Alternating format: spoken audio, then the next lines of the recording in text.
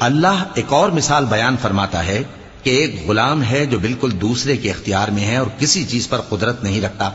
اور ایک ایسا شخص ہے جس کو ہم نے اپنے ہاں سے بہت سا مال طیب عطا فرمایا ہے اور وہ اس میں سے رات دن پوشیدہ اور ظاہر خرچ کرتا رہتا ہے، تو کیا یہ دونوں شخص برابر ہیں؟ ہرگز نہیں، الحمدللہ،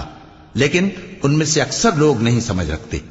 اور اللہ ایک اور مثال بیان فرماتا ہے کہ دو آدمی ہیں، ایک ان میں سے گونگا اور کسی کا غلام ہے بے اختیار و ناتواں کہ کسی چیز پر قدرت نہیں رکھتا اور اپنے مالک کو دوبھر ہو رہا ہے، وہ جہاں اسے بھیجتا ہے کبھی اچھی خبر نہیں لاتا۔ کیا ایسا گونگا بہرا اور وہ شخص جو سنتا بولتا اور لوگوں کو انصاف کرنے کا حکم دیتا ہے اور خود سیدھے رستے پر چل رہا ہے،